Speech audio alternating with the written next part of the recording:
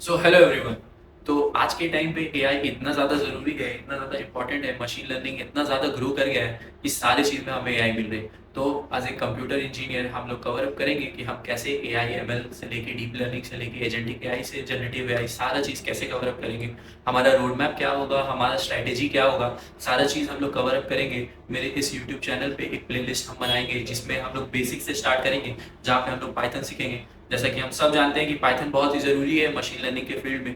So we all need Python. So Python is the most important thing we all have to learn in our computer science and engineering field if you are going to offer AI engineer. So we will do those things. So from basic Python, we will start Python. We will learn array, linked list, everything, basic things we will cover up in Python. We will do DSA in Python. Then we will move on. There we will cover advanced Python libraries like Pandas, NumPy, Scikit-learn, Matplotlib. There are many libraries. We will only learn those libraries which are necessary for performing EDA. As in machine learning, we all have to perform EDA because the data which we get from our internet or data available in the internet are raw data. We need to perform EDA, we need to clean that data, we need to handle missing values in those things. So हम लोग सारी चीज़ सीखेंगे। उसके बाद फिर हम लोग and to and model बनाना सीखेंगे। उसके बाद डीप लर्निंग में जाने से पहले हम लोग सॉफ्टवेयर इंजीनियरिंग वाले फील्ड, वेब डेवलपमेंट जैसे सॉफ्टवेयर इंजीनियरिंग की फील्ड है, उसको भी हम लोग कवर करेंगे। ऐसे जैसे हम लोग पाइथन सीख रहे हैं तो हम लोग जैंगो पे वेब डेवलपमेंट करेंगे, क्योंकि आज के टाइम में बहुत ही ज़रूरी है। बहुत सारे लोग हैं जिनको मॉडल बनाने आता है, जिसको मॉडल बिल्डिंग आता है, वो डेटा को भी क्लीन कर लेते हैं, मॉडल भी बिल्ड कर लेते हैं, लेकिन उनको पब्लिक तक पहुँचाने नहीं आता। अब कोई भी यूज़र है, अब वो डायरेक्ट जिसको जिसको कोडिंग का कोई नॉलेज नहीं है, वो डायरेक्ट तो आके हमारे मॉडल से इंटरेक्ट नहीं कर सकता, उसको एक इंटरफेस चाहिए। तो वेब डेवलपमेंट भी सीखना बहुत ज़रूरी है। बेसिक वेब डेवलपमेंट हम लोग सीखेंगे जैंगो के थ्रू, जो कि बहुत ईजी है। HTML CSS जावास्क्रिप्ट आजकल सभी को आता है, लेकिन नहीं आता है तो हम उसको भी कवर करेंगे और बेसिक जैंगो फ्रेमवर्क को करेंगे, जो कि बहुत ही ईजी होगा। इतना कि प्लेसमेंट में अगर आपसे आपके उसके रिलेटेड क्वेश्चन पूछे तो आपका ऐसे तो प्लेसमेंट में सिर्फ DSA एप्टीट्यूड के रिलेटेड ही पूछा जाता है, लेकिन फिर भी हम लोग वो सारी चीज़ को कवर अप करेंगे। और उसके बाद फिर हम लोग डीप लर्निंग में जाएंगे, डीप लर्निंग कवर अप करेंगे। RNN, ANN, CNN जैसे मॉडल्स जो भी हैं वो सब चीज़ को कवर करेंगे। और अगर हमारे पास टाइम हुआ तो उसके बाद फिर हम लोग जनरेटिव एआई और एजेंटिक एआई में जाएंगे, जो कि अभी का ट्रेंड है, जो अभी बहुत ज़्यादा चल रहा है। तो आइए मैं आपको बताता हूँ कि हमारा स्ट्रैटेजी कैसा रहेगा, हमारा रोड मैप कैसे रहेगा, हम लोग सीक्वेंस वाइज कैसे आगे बढ़ेंगे। तो हम स्टार्ट करेंगे पाइथन से पहले। तो हमारा रोड मैप ऐसे होगा कि हम पहले पाइथन करेंगे, पाइथन के बेसिक्स को कवर करेंगे, जो कि बहुत ही इंपॉर्टेंट है, क्योंकि अगर मशीन लर्निंग हमें सीखना है तो हमें पाइथन आना ज़रूरी है। अच्छा, एक बेसिक सा क्वेश्चन है जो बहुत सारे लोग को डाउट रहता है, जो पूछते हैं कि भैया हम पाइथन में डीएसए क्यों करें, हम तो जावा में कर सकते हैं। तो देखो, जो मिसअंडरस्टैंडिंग है और जो भी मेस क्रिएट किया हुआ है कि हम लोग को पाइथन से डीएसए करना चाहिए कि नहीं करना चाहिए, तो उसके बारे में एक चीज़ बताना चाहता हूँ कि पाइथन और जावा दोनों मतलब एक बहुत ही अच्छा लैंग्वेज है, लेकिन डीएसए के लिए मेरे हिसाब से पाइथन ठीक रहेगा। हम पाइथन से कर सकते हैं क्योंकि हमारा जो मेन गोल है वो हमें मशीन लर्निंग सीखना है। तो पाइथन तो मस्त है, जावा से हम नहीं कर सकते मशीन लर्निंग, तो हमें पाइथन तो सीखना बहुत ही ज़रूरी है। लेकिन रहा बात डीएसए के लिए, तो डीएसए के लिए अगर हमें चाहिए कि कॉम्पिटिटिव एग्जाम के लिए हम प्रिपेयर करें, तो हमें जावा सीखना बहुत ही ज़रूरी है, हमको डीएसए जावा पे करना चाहिए, ये मेरा ऐसा मानना है। लेकिन अब हमें ऑप्ट ही करना है एआई इंजीनियर के लिए, हमें जाना है मशीन लर्निंग वाले फील्ड में, तो हमें पाइथन सीखना बहुत ज़रूरी है। और रहा बात डीएसए का, तो जब जैसे बहुत सारे फेमस साइट्स है, जैसे लीड कोड हो गया, हैकर अर्थ हो गया, उसके बाद बहुत सारे ऐसे कोडिंग प्लेटफॉर्म है जहाँ पे हमें कोडिंग का कोड सॉल्व करने देता है।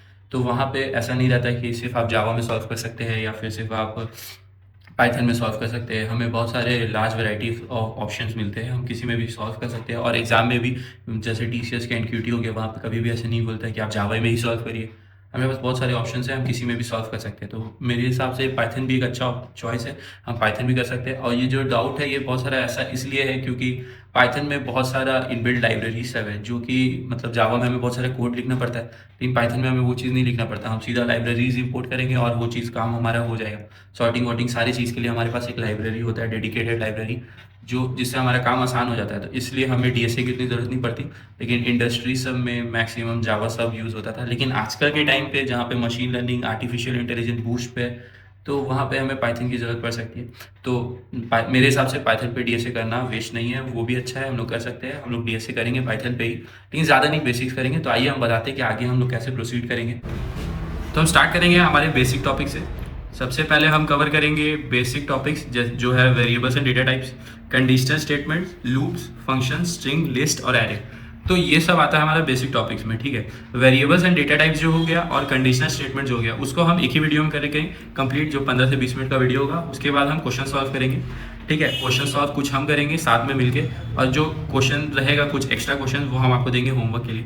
तो आप होमवर्क करिएगा, और अगर कुछ भी डाउट हुआ तो कमेंट सेक्शन में आके बोलिएगा, तो हम लोग क्वेश्चन डाउट सॉल्व करेंगे, ठीक है। तो ये एक वीडियो में होगा। फिर लूप्स एंड फंक्शंस के लिए एक वीडियो आएगा। स्ट्रिंग और लिस्ट अलग अलग वीडियो में ले आएंगे, क्योंकि लिस्ट टपल है, डिक्शनरी, ये बहुत सारा चीज़ है, वो सब चीज़ एक वीडियो में कवर नहीं होगा। तो स्ट्रिंग और लिस्ट के लिए अलग अलग डेडिकेटेड वीडियो रहेगा, और एरे का एक वीडियो रहेगा। तो लगभग 5 वीडियो में हमारा सारा बेसिक टॉपिक कवर हो जाएगा। तो जब बेसिक टॉपिक हमारा कवर हो जाएगा तो उसके बाद हम डायरेक्ट डीएसए में नहीं जंप करेंगे, ठीक है। उसके बाद हम क्वेश्चन सॉल्व करेंगे, प्रैक्टिस करेंगे, उसके बाद हम डीएसए टॉपिक्स में जाएंगे, ठीक है। तो जो हमारे डीएसए टॉपिक्स है वो आप कर सकते हैं अगर आपको डीएसए प्रिपरेशन करना तो। नहीं तो अगर आप बेसिक टॉपिक सब कवर कर लिए तो आप फिर एडवांस पाइथन कर सकते हैं, उसके बाद फिर आप मशीन लर्निंग में जा सकते हैं, ठीक है। क्योंकि डीएसए टॉपिक्स अगर हम कवर करेंगे तो वो सिर्फ कॉम्पिटिटिव पर्सपेक्टिव से ही होगा। उसमें मतलब लीड कोड और हैकर रैंक का क्वेश्चन सब हम लोग सॉल्व करेंगे, तो कॉम्पिटिटिव पर्सपेक्टिव के लिए होगा। अगर आप बेसिक्स कर लिए फिर आप डीएसए में आइए, डीएसए करिए अगर आपको डीएसए पूरा कंप्लीट करना है तो। नहीं तो अगर आपको पाइथन में डीएसए नहीं करना है, बस बेसिक पाइथन नॉलेज चाहिए, तो बेसिक वो जो पाइथन का जो स्टार्टिंग एरे तक है वहाँ तक आप कवर अप कर लीजिए, ठीक है। उसके बाद फिर आप ये सब कर सकते हैं। उसके बाद फिर रहा एडवांस टॉपिक सब। तो एडवांस टॉपिक अगर मशीन लर्निंग करना है तो वो तो ज़रूरी है। तो जो डीएसए टॉपिक सब आता है हमारा, तो आप देख सकते हैं लिंक लिस्ट हो गया, शॉर्टिंग हो गया, रिकर्शन हो गया, उसके बाद ट्री, ग्राफ, डायनेमिक प्रोग्रामिंग। अच्छा हाँ, डायनेमिक प्रोग्रामिंग का बात करें तो डायनेमिक प्रोग्रामिंग बहुत ही इंपॉर्टेंट है, डीएसए का सबसे मेन पार्ट है डायनेमिक प्रोग्रामिंग। क्योंकि कहीं भी हो गया, गूगल में जो गूगल का किक स्टार्ट होता है, उसके बाद टीसीएस का एनक्यूटी होता है, उसमें हर बार एक डीएसए में जो क्वेश्चन आता है, टेक्निकल क्वेश्चन सब, डायनामिक प्रोग्रामिंग का क्वेश्चन ज़रूर रहता है, हर बार रहता है, ठीक है। तो डायनामिक प्रोग्रामिंग डीएसए के पर्सपेक्टिव से बहुत ही इंपॉर्टेंट टॉपिक है। इसके अंदर बहुत सारा सब टॉपिक्स है जो हमें कवर अप करना पड़ेगा। तो ये हो गया हमारा डीएसए का टॉपिक सब, एडवांस टॉपिक सब। फिर हम अपना एडवांस टॉपिक कवर करेंगे। तो जब हम अपना बेसिक्स कवर कर लेंगे तो फिर हम डायरेक्ट एडवांस में भी जंप कर सकते हैं और डीएसए भी कर सकते हैं। अगर हमें कॉम्पिटिटिव एग्जाम के लिए प्रिपेयर करना तो हम डीएसए करेंगे, ठीक है, उतना तो मैंने आपको बता दिया। लेकिन अगर हमें डायरेक्ट मशीन लर्निंग सीखना स्टार्ट करना है तो हमें एडवांस पाइथन सीखना बहुत ज़रूरी है। एडवांस पाइथन हमें सीखना ही पड़ेगा, ठीक है। तो एडवांस पाइथन में जो 3 मेन लाइब्रेरी है जो मोस्ट प्रोबेबली सबसे ज़्यादा यूज होता है, और भी है बहुत सारा, कीराज है, साइकिट-लेर्न है, ये सारा चीज़ भी आता है, वो चीज़ हम धीरे धीरे कवर करेंगे, ठीक है। लेकिन ये जो 3 है, नमपाई, पांडास और मैटप्लॉटलिब, ये 3 चीज़ बहुत ज़्यादा इंपॉर्टेंट है। ये चीज़ हमें कवर करना ही होगा क्योंकि ये डेटा क्लीनिंग पर्सपेक्टिव से बहुत ही ज़्यादा इंपॉर्टेंट है। नम अगर आपको नॉलेज नहीं है तो मैं ओवरव्यू दे देता हूँ कि नमपाई जो होता है वो मतलब last type of sum, number, ये सब चीज़ को जल्दी हैंडल, ऐसे तो हम डायरेक्ट डीएसए वाले जो हमारा पाइथन का बेसिक्स है उससे भी इसको कर सकते हैं, लेकिन अगर हम नमपाई यूज़ करेंगे तो जो हमारा टाइम कॉम्प्लेक्सिटी है वो चीज़ बहुत कम हो जाएगा। और ये चीज़ बहुत, जैसे मैंने आपको बताया कि पाइथन में डेडिकेटेड लाइब्रेरी होता है, तो अगर हम नमपाई यूज़ करेंगे तो हमारा जितना भी न्यूमेरिक टाइप का जो भी क्वेश्चन सब है, जो भी न्यूमेरिक टाइप का चीज़ है, वो सारी चीज़ कम टाइम कॉम्प्लेक्सिटी में हमें एफिशिएंट वैल्यू जल्दी देगा। इसीलिए हम नमपाई लाइब्रेरी का यूज़ करते हैं, ये एक तरह का लाइब्रेरी। और वैसे ही पांडास है, मैटप्लॉटलिब है। मैटप्लॉटलिब क्या हो गया, मैटप्लॉटलिब एक ग्राफिकल रिप्रेजेंटेशन देता है, ठीक है। जैसे कि आप यहाँ पे देख सकते हैं, ग्राफिकल रिप्रेजेंटेशन बहुत तरह का होता है, जो हमारे डेटा को विजुअलाइज करके बताता है कि हाँ डेटा में मिसिंग वैल्यू का परसेंटेज, अगर हमें कुछ भी चीज़ जानना है जैसे डेटा में कितना मिसिंग वैल्यूज़ है, तो हम उसे मैटप्लॉटलिब के थ्रू ग्राफ कर सकते हैं, जो हमें बताएगा कि हाँ आपके डेटा में इतना ज़्यादा मिसिंग वैल्यूज़ है, इतना ज़्यादा नल वैल्यूज़ है, ये है वो हमारे मतलब जो ग्राफ के थ्रू ग्राफिकल रिप्रेजेंटेशन के बताता है। और पांडास जो है वो एक लाइब्रेरी है जो हमें डेटा को रीड करने देता है, जैसे हम लोग pd.read CSV करके, ऐसा CSV फाइल होता है, बहुत सारी चीज़ होता है जो चीज़ हम लोग आगे जाके मशीन लर्निंग में सीखेंगे। तो डेटा क्लीनिंग के पर्सपेक्टिव से, डेटा हैंडलिंग के पर्सपेक्टिव से नमपाई और पांडास बहुत ही ज़्यादा इंपॉर्टेंट है। ये हमारा एडवांस टॉपिक है, ये चीज़ हम कवर करेंगे। फिर आ जाता है हमारा मशीन लर्निंग, जो मेन टॉपिक है जो हमें करना है, ठीक है। तो मशीन लर्निंग होता है 3 टाइप का, supervise machine learning, unsupervise machine learning और रीइंफोर्समेंट लर्निंग। तो ये 3 टाइप का मशीन लर्निंग है। ये नहीं कि ये 3 ही टॉपिक है तो ये छोटा है, नहीं, ये बहुत बड़ा है। सबके अंदर एक एक पॉइंट है, सबका एक एक पॉइंट, सबका एल्गोरिदम है। सुपरवाइज मशीन लर्निंग का बहुत सारा एल्गोरिदम है, अनसुपरवाइज मशीन लर्निंग का बहुत सारा एल्गोरिदम है, रीइंफोर्समेंट लर्निंग का भी बहुत सारा एल्गोरिदम है, ठीक है। तो अगर आपको जानना है तो मैं इसका थोड़ा सा ओवरव्यू दे देता हूँ कि ये काम कैसे करता है, ठीक है। तो जो रहा हमारा सुपरवाइज मशीन लर्निंग, तो मैं बताता हूँ कि सुपरवाइज मशीन लर्निंग कैसे काम करता है, ठीक है। सुपरवाइज मशीन लर्निंग और अनसुपरवाइज मशीन लर्निंग में बस एक ही मेन डिफरेंस होता है कि जो हमें सुपरवाइज मशीन लर्निंग में हमें जो डेटा दिया जाता है, ठीक है, जो हमारा मॉडल होता है वो प्रिडिक्ट करता है कि मतलब जब हमारे पास आउटपुट होता है, ठीक है, हम एक उसको सेट ऑफ डेटा देंगे, जैसे कि 2 बच्चा है हमारे पास, ठीक है, उसका अगर हम उसको डेटा देते हैं कि हाँ एक बच्चा है जो 7 घंटा पढ़ता है और वो पास हो गया, और एक और बच्चा है जो 8 घंटा पढ़ता है वो भी पास हो गया, लेकिन जो बच्चा है वो एक बच्चा है जो 5 घंटा पढ़ता है तो वो फेल हो गया। तो जो 5 घंटा पढ़ता है बच्चा, जो एक 7 घंटा एक 8 घंटा जो बच्चा पढ़ता है, तो उसके अराउंड एक ग्राफ टाइप का प्लॉट करता है वो अपने, मतलब जो विजुअल नहीं होता, जो हमें नहीं दिखेगा, उसके एक प्लॉट करेगा। ठीक है, अब उसको आउटपुट पता है कि जो 7 घंटा पढ़ रहा है, जो 8 घंटा पढ़ रहा है बच्चा, वो दोनों पास कर गया। ठीक है, और जो बच्चा 5 घंटा पढ़ रहा है वो फेल कर गया। तो अगर हम इसे कोई नया डेटा देते हैं, कोई नया बच्चा का बताते हैं कि हाँ एक बच्चा है जो, ये तो जब टेस्टिंग के टाइम हम उसे डेटा देंगे तो ये टेस्टिंग के टाइम का हो गया। ठीक है, ये टेस्टिंग के टाइम का हो गया।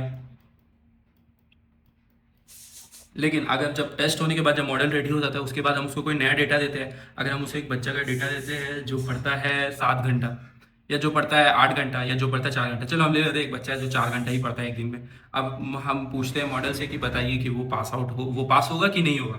तो मॉडल फिर देखता है कि अरे ये 5 घंटा पढ़ता है, ये फेल हो गया, ये 7 घंटा पढ़ता है, ये 6 घंटा पढ़ता है, पास हो गया। तो फिर उसके बाद उसका आर्ट्स देखेगा कि हाँ ये 4 घंटा पढ़ता है, तो उसको समवेयर इधर पे प्लॉट करेगा 4 घंटा पढ़ने वाला बच्चा को। ठीक है, उसके बाद चेक करेगा कि ये सबसे ज़्यादा नियरेस्ट किसके है, इससे चेक करेगा, इससे चेक करेगा, तो देखेगा ये सबसे ज़्यादा नियरेस्ट इसके है। तो फिर जो एक वो सर्कल बनाएगा, सर्कल में देखेगा कि ये सबसे नियरेस्ट। ठीक है, तो उसके बाद ये प्रिडिक्ट कर देगा कि हाँ ये बच्चा फेल हो जाएगा, क्यों, क्योंकि ये 4 घंटा पढ़ता है, एक और बच्चा 5 घंटा पढ़ता है, वो फेल हो गया। तो ये हो गया हमारा सुपरवाइज मशीन लर्निंग, जिसमें हम इनपुट आउटपुट दोनों देते हैं हमारे मॉडल को, और उसके बाद आउटपुट भी अवेलेबल रहता है, उसी पे वो ट्रेन होता है कि हाँ ऐसे करना है वैसे करना है। तो सिंपल से सुपरवाइज मशीन लर्निंग में ये होता है कि इनपुट और आउटपुट हम दोनों देते हैं अपने मॉडल को, उसके उस डेटा के ऊपर वो पढ़ाई करता है, वो लर्न करता है उस डेटा को। उसके बाद अगर उसको कोई नया पॉइंट दिया जाता है तो वो ग्राफ में प्लॉट करके चेक करता है कि हाँ ये जो नया डेटा हमको दिया गया है तो इसके किसके नियरेस्ट, उसके अकॉर्डिंग वो प्रिडिक्ट करता है। ठीक है, और जो रहा हमारा unsupervise machine learning, unsupervise machine learning just इसका अपोजिट है, वर्क सेम ही करता है, बस इतना है कि इसमें हम ट्रेनिंग के टाइम में कोई भी आउटपुट अवेलेबल नहीं देते, लेबल डेटा नहीं देते। सुपरवाइज मशीन लर्निंग में हम लेबल डेटा देते हैं, अनसुपरवाइज मशीन लर्निंग में हम लेबल डेटा नहीं देते। तो इसमें हम जो डेटा इसमें प्रोवाइड करते हैं वो लेबल नहीं रहता, माने उसमें कोई आउटपुट हम नहीं देते, सिर्फ डेटा देते हैं, वो डेटा को लर्न करता है अपने हिसाब से, उसमें पैटर्न फाइंड आउट करता है और उसको अपने हिसाब से लर्न करता है, और उसके बाद नया कोई भी डेटा पॉइंट हम देते हैं टेस्टिंग के टाइम में तो उसके थ्रू वो उसको प्लॉट करके उस पर वो आउटपुट देता है। ठीक है, तो ये सब हम पढ़ेंगे आगे जाके कि हमारा मशीन लर्निंग एल्गोरिथम कैसे काम करता है, reinforcement learning, unsupervise machine learning, supervise machine learning कैसे काम करता है, सारी चीज़ हम लोग कवर अप करेंगे। ठीक है, हमारे मशीन लर्निंग में सुपरवाइज मशीन लर्निंग से शुरू करेंगे, अनसुपरवाइज मशीन लर्निंग, फिर रीइंफोर्समेंट लर्निंग, सारा चीज़ करेंगे, उसके बाद फिर हम मॉडल बिल्डिंग में करेंगे। ठीक है, तो यहाँ तक रहा हमारा पूरा रोड मैप जो हम कवर अप करेंगे। ठीक है, ये हम कवर अप करेंगे, टोटल 3 मंथ्स का टाइम लेते हैं, 3 मंथ्स के टाइम में हम ये सारा चीज़ कवर अप करेंगे। उसके बाद फिर हम मॉडल बिल्डिंग ये सारा चीज़ शुरू करेंगे, साथ साथ मॉडल बिल्डिंग लेके चलेंगे, क्योंकि वो सब चीज़ इंटरेस्टिंग होता है। अगर हम कुछ करते करते सीखते हैं तो हम ज़्यादा बेहतर सीखते हैं। तो यहाँ तक रहा मेरा वीडियो। तो ये मेरा रोड मैप है टोटल, और आगे हमारे प्लेलिस्ट को फॉलो करिए और stay tuned with me. Thank you.